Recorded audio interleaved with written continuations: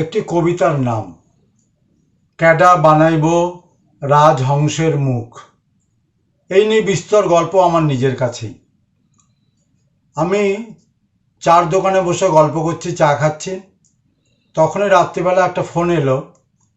এতদ অঞ্চলের বিখ্যাত সঙ্গীত শিল্পী বিজয়া পাল আমাকে ফোন করে বললেন যে, সোমনাথ, তোর কবিতা হচ্ছে ড্যান্স বাংলা ড্যান্সে, রচনা আছে, যিশু আছে এবং সিধু আছে। তারা একটা কৃষ্ণনগরের একটা মেয়েকে জিজ্ঞেস করছে যে, তুমি এই নাচ ছাড়া আর কি জানো? বলে, আমি আবৃত্তি করতে পারি। তখন সে এই কবিতাটা বলছে, তুই এখন এলে শুনতে পারবি, আর না হলে কালকে আবার 10টায় রিটেলিকাস্ট হবে। আমি পরের দিন সেটা শুনেছিলাম। আমি নিজে ভাবতেই পারিনি যে আমার কবিতা টিভিতে হবে, কেউ বলবেন। আমি অনেক চেষ্টা করেও, এত বড় যোগাযোগ আমার ছিল না, আমি অনেক চেষ্টা করেও সেই মেয়েটা বা সেই মাস্টারমশাইকে কৃতজ্ঞতা জানাতে সরাসরি যেতে পারিনি। যদি কোনো দিন কোনোভাবে এই সুযোগ হয়, আমি হাত জোড় করে আপনাকে ধন্যবাদ জানাই, অভিনন্দন জানাই, যিনি পড়িয়েছেন মাস্টারমশাই, এবং যে করেছে তাকেও শুভেচ্ছা ও ছোট্ট মেয়ে শুভেচ্ছা ও আশীর্বাদ জানাই যে তোমার ভালো, তুমি আরও বড় হও। এই কবিতাটা নিয়ে কথাকলি সৌমিষ্ঠ সরকার তার ছাত্রছাত্রীদের অনেক পড়িয়েছেন, এবং মধ্যমগ্রামের শতবার্ষিকী নজরুল মঞ্চে আমাকে একটা সম্বর্ধনা দিয়েছেন কবি হিসাবে। অস্মিতা চৌধুরী, যার নাচের স্কুল আছে হৃদয়পুরে, সেই স্কুল থেকে আমি অনেকবার অ্যাঙ্কারিং করেছি ওর নাচের গ্রুপের সাথে। অ্যাঙ্কারিং করতে করতে পরে ও মধ্যমগ্রাম নজরুল মঞ্চে আমাকে কবি হিসেবে একটা সম্বর্ধনা দিয়েছে। এই কবিতাটা আমার প্রিয় বন্ধু মুকুল দেব ঠাকুর খুবই পছন্দ করে। মুকুল আমাকে একদিন রাস্তায় বলেছিল যে, সোমনাথ, তোমার কাছে আমি অনেকগুলো টাকা পাই। আমি বললাম, কী কারণে?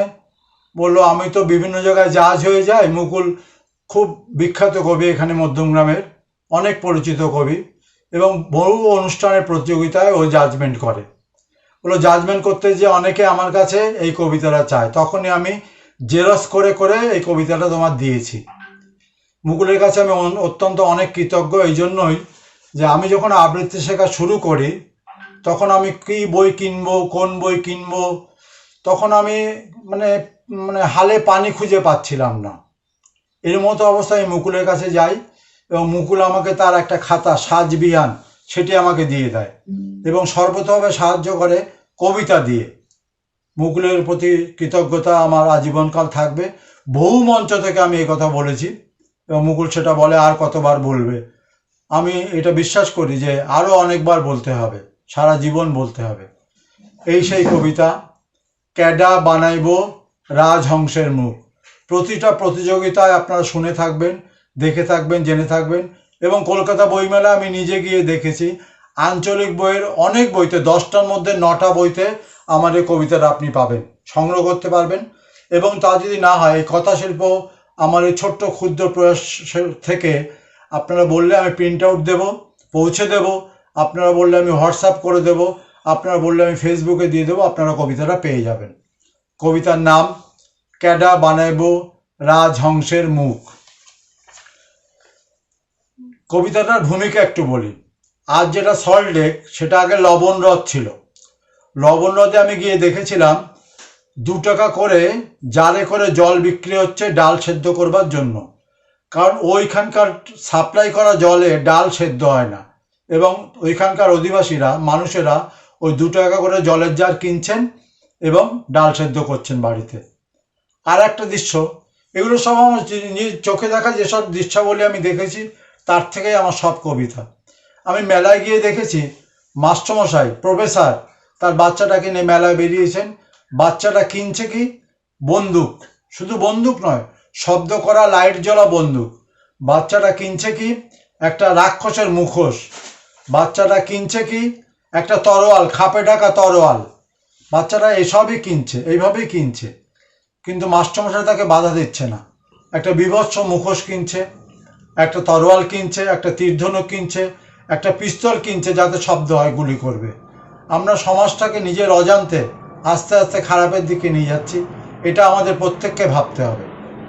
আপনারা কবিতাটা শুনুন, কবিতাটার বিষয়বস্তুটা ভাবুন এবং আগামী জীবন আপনার শিশু সন্তানকে নিজের মতো করে তৈরি করুন। ডাল সেদ্ধ করা জল চাই, ডাল সেদ্ধ করা জল, জল নেবেন মা, হরেক মাল পাইবেন, হরেক মাল। গলির মুখে বাঁক নেবার আগে চেঁচিয়ে ওঠে ছোট্ট শিশু, ও হরেক মাল, ও ফেরিওয়ালা, ফেরিওয়ালা। মাথার থেকে ঝাঁকাটা নামাতে নামাতে জিজ্ঞাসা করে, কি নিবা খকা? জলের মগ, মশলার কৌডা, কাপড় কাচা বেরাস, বান্দরের মুখোশ, কি দিমু? তোমার কাছে রাজহংসের মুখ আছে? খুব আস্তে আস্তে বলে ছোট্ট শিশু। কি কইলা? হাঁসের মুখ? ফিরা কও। হাঁসের মুখ নয়, রাজহংসের মুখ আছে তোমার কাছে? ইটা কি কইলা? মাংসের পোলা হইয়া রাক্ষসের মুখ কিনবার চায়, বান্দরের মুখ কিনবার চায়, আর তুমি কিনা রাজহংসের মুখ কিনবার চাও? কেন, রাজহংসের মুখোশ পয়রা দেবস্থানের পুকুরে দিঘিতে জল ছাক্কা শুধু দুধ খাইবার চাও নাকি? ঝুড়িটা মাথায় তুলতে তুলতে, এদেশে দুধ আর জল আলাদা করে খাইবার নিয়ম নাই, কেডা বানাইব রাজহংসের মুখ? ঝুড়িটা মাথায় নিয়ে আবার সুর ধরে, হরেক মাল পাইবে, হরেক মাল, রাজহংসের মুখ ছাড়া সব সব পাইবেন। নমস্কার, অনেকের কথা বললাম। এরা আমার জীবনে আমাকে এগিয়ে যাওয়ার পথে বিভিন্নভাবে সহযোগিতা করেছে, আর সহযোগিতা করেছে বলেই তাদের প্রতি আমার কৃতজ্ঞতার শেষ নেই। তারা সকলে ভালো থাকুক, আপনারা ভালো থাকুন। কবিতা ভালো লাগলে আমার ক্ষুদ্র প্রয়াসকে সমর্থন করে আমি যাতে আরও এগিয়ে যেতে পারি আশীর্বাদ দেবেন, আর লাইক, কমেন্টস, সাবস্ক্রাইব করে আমার চ্যানেলটাকে এগিয়ে নিয়ে যাবেন। নমস্কার।